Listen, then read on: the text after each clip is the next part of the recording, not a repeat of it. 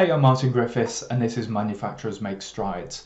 Tools, tips, and techniques to help you work smarter, not harder, in your manufacturing career. And today I'm interviewing David Brennan. David is the CEO at Safety Evolution, and they believe that workplace safety is the only option, and they use their intimate experiences with workplace events to create a proactive safety system designed to give safety professionals the tools that they need to protect their people. And David started in safety in 2006 when he ran his first oil and gas services company. And since then, he's transitioned into consulting on major projects, and he now leads a team at Safety Evolution. And in our interview, we covered all sorts of things from some of the biggest mistakes that people make when trying to implement a safety system through to what tools that David recommends that he and his team use. So let's get right into it now.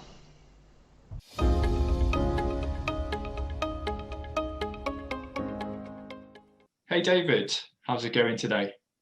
It's going great. Thanks for having me. Brilliant. Yeah, really good to have you. So, David, you're co-founder at Safety Evolution. Tell us a little bit about Safety Evolution and how do you go about helping manufacturers? Well, Safety Evolution is a safety management software. We started in oil and gas a very long time ago in major projects and process and realized that paper-based systems weren't working. So we had a fateful conversation one day and sat down and said, what if we could take technology and create a system that really worked, that focused on stopping workplace injuries and protecting your workforce. So yeah, we started building, and that was the beginning of it. And now with our customers, we help them by giving them a platform that they can train their workers, where they can onboard them, where they can manage all their equipment. They can manage all the safety paperwork that's required in their business. And because all of that works together, now they have all that data in one place that they can make informed decisions. Okay, brilliant. That sounds excellent. So, what's your background? How did you get involved or interested in workplace safety? I started a oil and gas service company. We located underground facilities for oil and gas companies. And because of that work, we had to create a safety program for the company.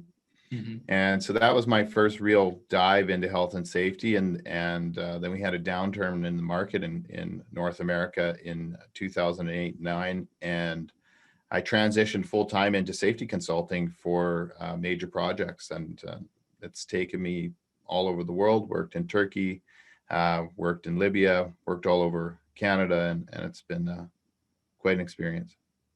Wow, that sounds amazing. So what are those kind of big challenges that you see in setting up those kind of safety processes? I think the biggest challenges that you see is, I know in a paper-based system, the biggest problem is the time that it takes to actually build out systems that work.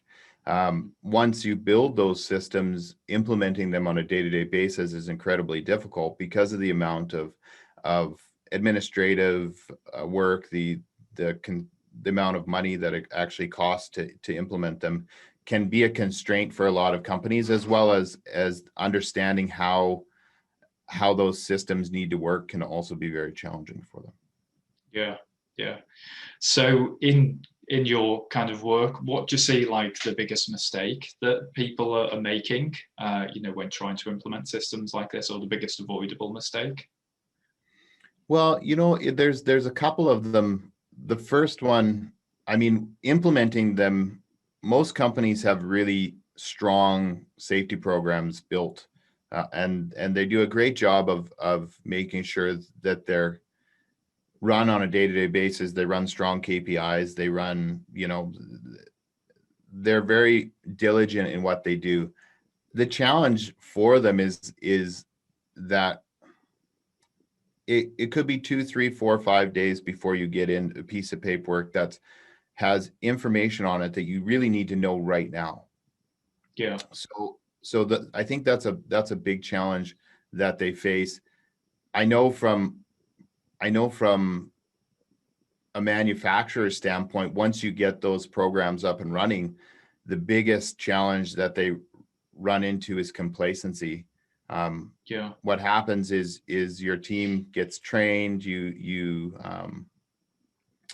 get everybody up and running, and they start to think that, we've got this, and then you have things like people start to shortcut, and you see all of that start to happen, and very quickly, you're teaching other people the shortcut, and next thing you know, you have a very bad event happen, and you're wondering why. I know airline pilots, there's a reason why they practice checklist after checklist, right? And they do all the sim work, because they call it procedural drift. So that's a big challenge for companies once you get established, is how do you continually keep your team from drifting off of the practices and procedures that you created, and the way that it's expected to be done in your business. Yeah. So would you like to see workplace safety in, say, 5 years time or 10 years time? What do you think, what's your ideal, kind of goal for that? I think, well, I know what our company goal is, and that is to change the way that companies can actually look at health and safety. When you look at what's going on in the world, and the shifts in information, and the way that data has become such a huge part of business, you really quickly realize that companies that learn how to use their data, or use systems that gather the data that they really need, are going to have a huge upper hand when it comes to business, safety, all of that. I mean, if you look at any of the major, we'll say, theories around safety and workplace safety, and how to have productive workforces, the biggest thing is that people need to feel like they're valued, and need to feel like the company is really doing what they say they're going to do, right? And so you can't really do that if you don't have the data. So I mean, for us, we're working very diligently to create data points that's going to allow us to begin to use machine learning, AI, to create predictive capacity within our software that will really help companies make those decisions, and alert them when things are happening. Yeah. And I suppose with that, I guess the situation would be at the moment, if it's a paper-based system, someone has an accident or a near miss, if that doesn't get kind of recognized till 2 or 3 days later, that risk is still, live for 2-3 days. So someone else could come along and, have another accident in that time. So it's about cutting down, being able to respond quicker to incidents like that. Yeah. And it's not just even incidents, it's everything, right? Like, a great one is equipment inspections and checklists, right? If you're running equipment inspection and there's a deficiency, and nobody knows about it until the piece of paper comes up to the foreman, or the line foreman, or whoever's running that process, a couple, 2-3 days later, or even if it's 3 or 4 hours later, when you're running big manufacturing, and you have a lot of capacity, as soon as you have a bottleneck where something goes down, you want that information instantaneously available. You also want to have the information of how much it costs to fix it, right? Like, all that needs to play into the complete system, and to be able to see from the very beginning of the life cycle of an employee, of your workforce coming on, and how you train them, and how they operate equipment, and if that equipment is run efficiently, or if it has more downtime, events that are happening around that. That's the kind of data in the future that are going to help companies make decisions that are way more powerful than we currently have the data to be able to do. Yeah. Okay, that sounds like a really interesting kind of future that you see. So are there any things at the moment, do you think, that are recommended as good practices that actually you think aren't very good practices? I think that's a really interesting one, because safety practices are so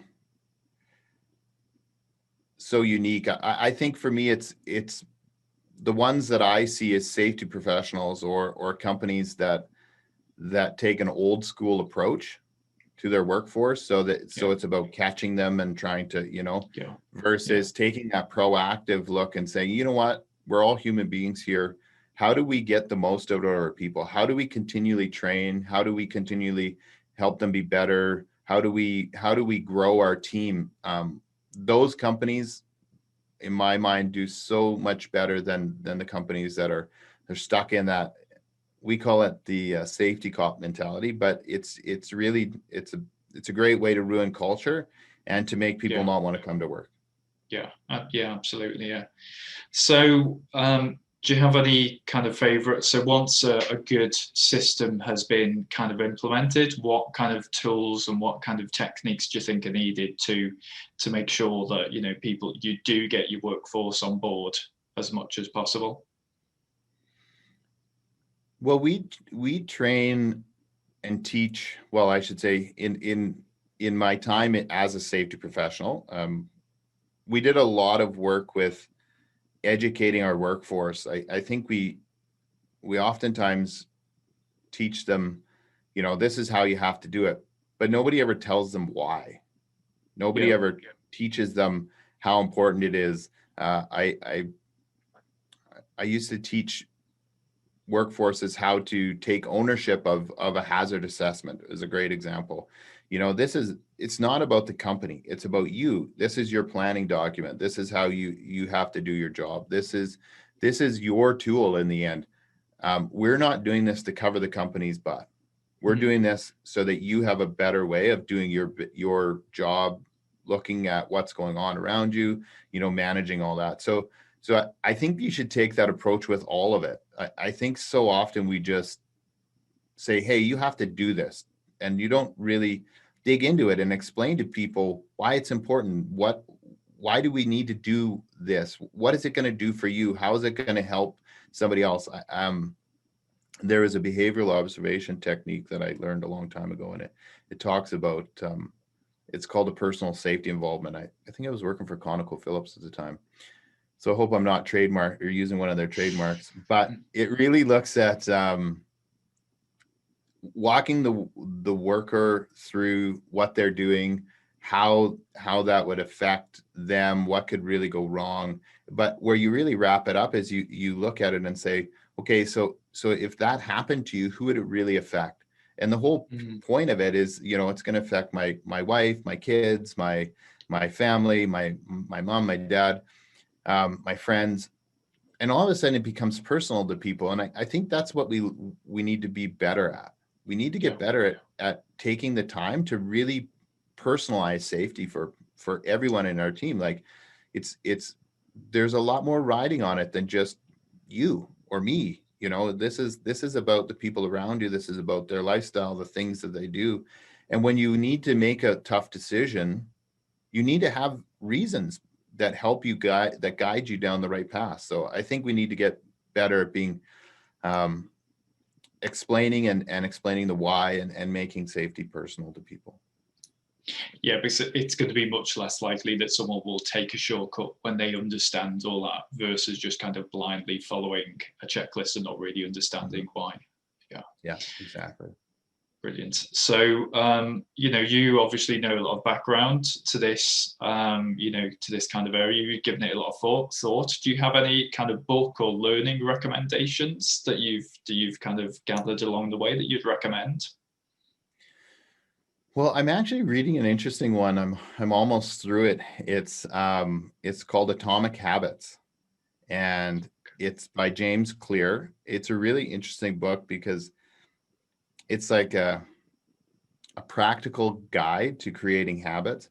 And when you think about it personally, it's a great read. But when you start to look at it in business and in your organization, it has really it has some very far-reaching implications and applications. Teaching your team how to set their day up, how to create the habits, how to stack good habits on what they're doing, so that they don't really have to. They set themselves up for success. A great example is setting up your workspace so that everything is in the same place, right? So that when you go to reach for something, you always have that same tool in the same place. So it's really, really neat to think about habits in that way, and how we can get better at what we do, how we can stop incidents, how we can teach our teams to produce more and be safer by creating better habits. So really cool book. I would recommend it. Okay, that sounds great. Interesting. You mentioned the thing about having everything being in its place and kind of like tool boards. Do you think are you kind of aware of the kind of lean manufacturing and Six Sigma type thing? Do you think there's some overlap with those kind of techniques as well, and implementing kind of good safety practices as well? I think there is. I mean, there's a huge. I don't have any of my belts, but I have definitely read it quite a bit about it. I think all of those techniques are very important, right? If you go back to like Deming's and looking at debottlenecking manufacturing and processes, safety is just safety has as much effect in bottlenecking a system as anything. So creating good safety practices, creating good habits, creating the required procedures. I think sometimes we get where we just say, you know what, we're going to throw another procedure at that to stop this event, instead of really digging into what's happening and saying, okay, is this really a safety issue? Is it maybe this is a workflow? Maybe this is the design, right? Maybe this is the workspace design. So there's, I think it all has to work together. So yeah, I think there's definitely some overlap into that. Okay, excellent, thank you. Yeah, so what's the best way for people to get in touch with you or to find out more about what you guys do? Just jump on our website, www.safetyevolution.com, and book in a 15-20 minute chat with one of our team, and we'd be happy to look at what you're doing and see if we're a good fit, or if there's anything we can help you with. Okay, that sounds brilliant. Well, thanks very much for your time, David. That was really interesting. Lots of great things came up there, I think. So yeah, really appreciate that. Thank you. Have a great day. Thanks. You too. Cheers. Bye.